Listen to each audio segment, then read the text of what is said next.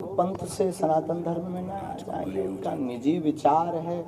हमारे यहाँ तो हम उस धर्म से हैं जहाँ वसुदेव कुटुंबकम की चर्चा की जाती है, और हमारे यहाँ तो सबका स्वागत है। और उनको हम एक बार प्रार्थना करेंगे कि मंगलवार को वो बागेश्वर धाम आवे। बागेश्वर धाम पर कोई कट्टरता नहीं है, बागेश्वर धाम पर हर पंथ के लोग मिल जाएंगे, और हमसे बहुत पर्सनली हर पंथ के।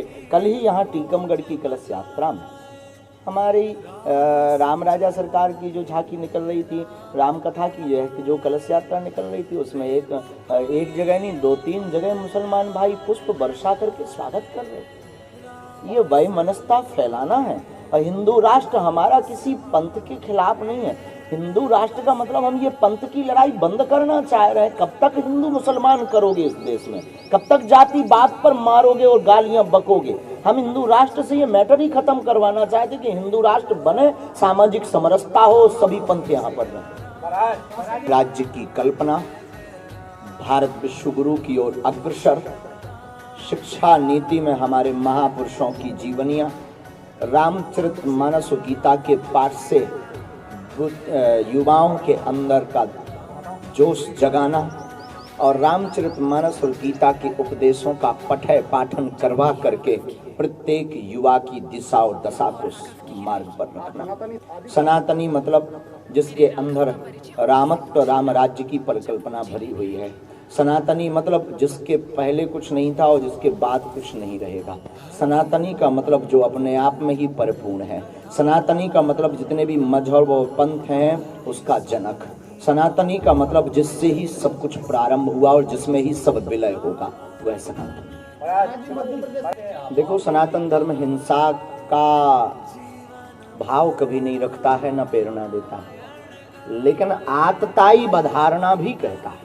आप बुंदेलखंडी अक्की बोलते हैं, मंच पर बोलते हैं, और अंतरराष्ट्रीय स्तर के ऊपर आपने बुंदेलखंडी को पहुंचाया है। बुंदेलखंड के जो 21 जिले हैं, इनमें भी जो है वो ये जागरूकता आ जाए, और सब 21 जिले जो है वो संगठन हो जाए और जय बोलते बुंदेलखंड की जय बोलते जाए।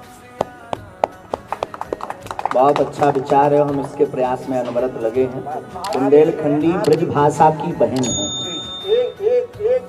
आपका आह्वान हो जाएगा, हम कर रहे हैं। आपकी मीडिया के माध्यम से हम आह्वान कर रहे हैं कि समूचे बुंदेलखंड के वासी अपनी मातृभाषा ना छोड़ें। गुजराती आदमी गुजराती भाषा नहीं छोड़ता है, पंजाबी आदमी अपनी पंजाबी भाषा नहीं छोड़ता है, तो हम बुंदेलखंडी अपनी बुंदेली भाषा क्यों छोड़ते जा रहे हैं? ये दुर्भाग्य है। बुंदेलखंड हो जाए, बुंदेलखंड ही हो जाए, बुंदेलखंड राज्य हो जाए। आरोप लगाया है कि आप भाजपा के एजेंट हैं, भाजपा के लिए काम कर रहे हैं, क्या कहेंगे? ये झूठी बात है। ऐसी तो कोई हमारे पास खबर नहीं है। आपके पास पता कहाँ से पहुँच गए? कांग्रेस के नेता प्रतिपक्ष गोविंद सिंह ने आरोप लगाया। ये सब छोटी बात है। हम किसी के एजेंट, हम बालाजी के एजेंट हैं साहब। ये देखो, ये किस पार्टी का है? किस पार्टी का? पार्टी का किस पार्टी का है? बालाजी का है। बस झंझट खत्म। हमने कभी पटकी पहनी? कानूनी कार्रवाई जो हो वो चल रही है साहब। कानून ने अपना कार्य किया। हम तो धर्म के साथ हैं और सत्य के साथ। देखो साहब, भारत अखंड था, कितने टुकड़े नहीं भय? पहले तो इस पर बात करो, कितने टुकड़े नहीं भय और किन किन को हमने देश नहीं दिया। अब एक हिंदुस्तान को हिंदुओं को दे दो साहब। और हम ये नहीं कह रहे कि आप भगो, हमें सिखों भी चाहिए, मुस्लिम भी चाहिए, ईसाई भी चाहिए। हमारे हिंदू राष्ट्र में सब रहेंगे, क्योंकि हमारा हिंदू राष्ट्र कल्पवृक्ष होगा जिसकी छाया में सब बैठेंगे। ये बेफिजूली की बातें, खंड विखंड की बातें हटाओ। हिंदू राष्ट्र का कॉन्सेप्ट सिर्फ इसलिए हमारा है कि हमको ये जातिवाद मिटाना है, हमको ये मजहब की लड़ाई बंद करनी है। कब तक लड़ेंगे? अरे उन मुसलमानों का भी तो ये देश है, उनके भी तो दादा परदादा यहाँ रहे, उनकी भी तो यादें जुड़ी। 1/3 बहुमत जब होगा तो संविधान में, आपको याद हो ना हो पता नहीं आप कौन से स्कूल में पढ़े, 125 बार से ज्यादा संशोधन हो चुका है संविधान में, तो एक बार हिंदू राष्ट्र के लिए भी होना चाहिए। बहुत बहुत धन्यवाद, उसके लिए बहुत बहुत साधुवाद।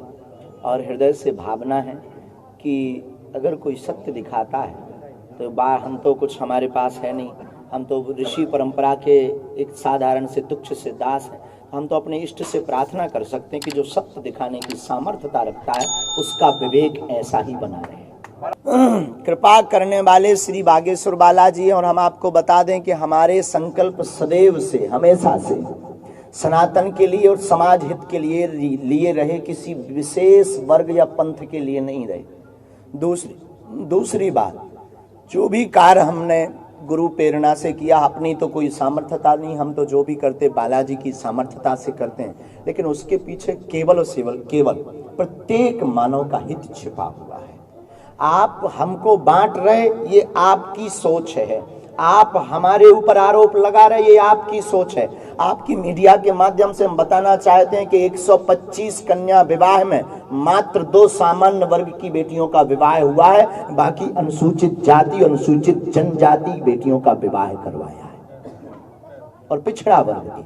अब इसके बावजूद भी अगर कोई हमको बांटे, इस देश का दुर्भाग्य और कुंठित मानसिकता का परिचय है।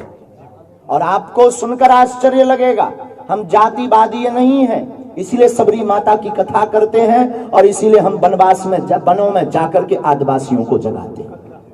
हम जातिवादी नहीं हैं, हम सर्व समाज को लेकर चलने वाले में से एक हैं। इसीलिए हम किसी भी विशेष जाति की बात ना करके सिर्फ मानवता की बात करते हैं। और हमारा हिंदू राष्ट्र से, आपको सुनकर के चौंक जाएंगे, हिंदू राष्ट्र से हम प्रतिदिन लाखों गालियां खाते हैं हिंदू राष्ट्र के नाम पर। इसमें हमारे बाप का नहीं कुछ भला होना है, ना हमारा भला होना है, लेकिन एक एक हिंदू का भला होना है।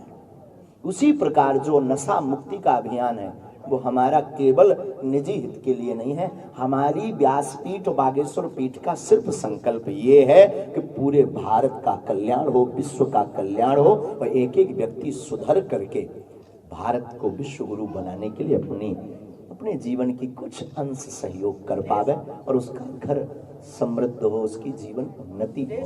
आप प्रत्येक नागरिक अपने हृदय पर हाथ रखे। अब मीडिया पर क्या बोल रहा है वो उसकी मजबूरी है, टीवी पर बोलना, लेकिन वो भी अगर हृदय पर हाथ रख करके पूछे ना तो उसकी रगों में भी रामकृष्ण का खून बह रहा है। ठीक है। दूसरी बात, उन्होंने कहा ओम या जो भी लिया है, सच ये है। देखो, भगवान की कथा का प्रचार करने का, भगवान की धर्म का प्रचार करने का, सनातन का प्रचार करने का अधिकार प्रत्येक समुदाय को है, लेकिन अनुष्ठानात्मक विधि के कुछ नियम होते हैं। उन नियमों का पालन, जो शास्त्रोक्त विधि और पद्धति हमारे ऋषियों ने बनाई है, उसका अनुकरण करना भी प्रत्येक भारतीय सनातनीय व्यक्ति का धर्म है। शास्त्र में आया है, यज्ञोपवीत धारी ही अनुष्ठान व साप्ताहिक अनुष्ठान को कर सकता है व्यासपीठ पर, बाकी प्रवचन का अधिकार और धर्म के प्रचार करने का अधिकार सबको। अब तक बहुत अपीलें हुई हैं, अब तक हमने बहुत बातें बोली हैं। अब हम हिंदू समाज से एक अपेक्षा रख रहे हैं कि अब वो कुछ करके बताएं। कब तक अपीलें करेंगे? कब तक ये बयानबाजी करेंगे? कब तक इन लोगों को, मीडिया को हैरान करेंगे? कैमरा लगाएंगे, हम बोलेंगे, तुमने भी ताली बजाई, चल दिया, अरे बाबा ने, और हम कोई भड़काऊ बयान दे तो तुमने आहा क्या मसाला मिल गया। और साहब ये कब तक चलेगा? कब तक केवल हिंदू राष्ट्र हो ऐसी बात चलेगी? अब बना करके भारतीय हिंदुओं को बताना पड़ेगा, घर से बाहर निकलना पड़ेगा, कुछ करके बताना पड़ेगा, तभी कुछ काम होगा। अब तो हम इसी उद्देश्य पर आ गए हैं कि हम कुछ करके बताएंगे। तीसरी बात, तुम अपनी जलन बरकरार रखो, हम अपना जलवा बरकरार रखें। चौथी बात, हम गीदड़ नहीं है जो भभकियों से डर जाए। पांचवी बात, भगवान राम को भी लोगों ने नहीं छोड़ा, महावीर पर भी पत्थर मारे, मीरा को भी जहर पिलाया, भगवान कृष्ण को भी तांत्रिक कहा, और हम तो आम हैं, हम डरने वाले नहीं हैं, किसी के बाप से भी डरते।